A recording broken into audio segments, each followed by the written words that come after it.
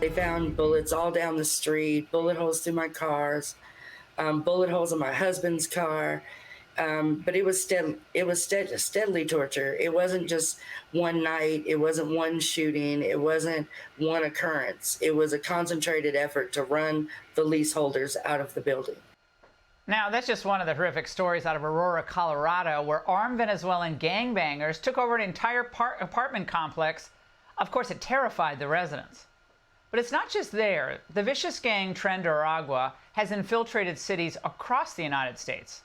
And President Trump knows how bad and dangerous the situation has gotten, so he did something else that Kamala has not done.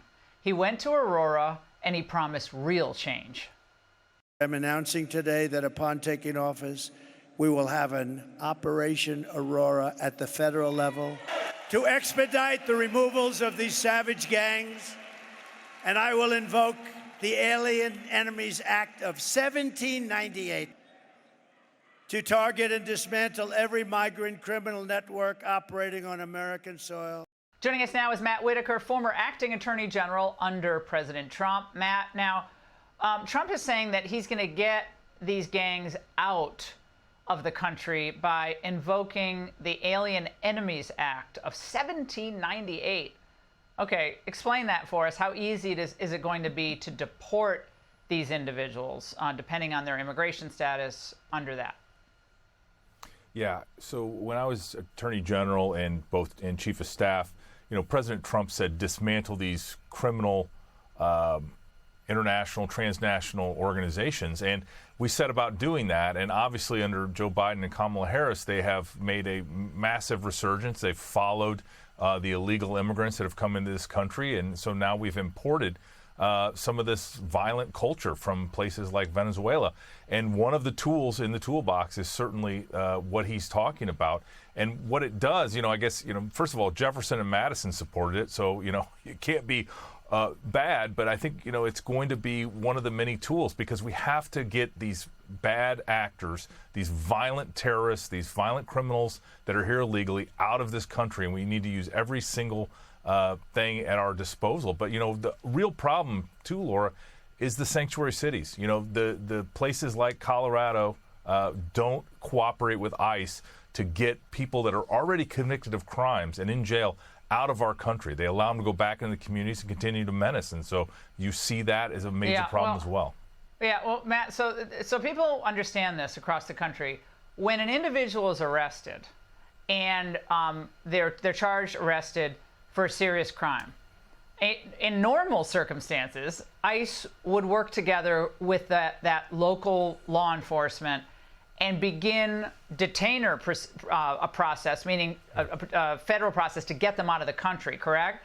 But they're not being told or cooperated with by the locals. So these individuals end up circulating back into the community, whereas previously under Trump, they'd be deportable aliens. That is how it's supposed to work. It is, and what's happening is you have criminals that are here in this country illegally. They've now committed crimes. They're in jail for those crimes, and typically the ICE would file a detainer and tell the sheriff to please hold them. We're going to come get them and deport them from the country.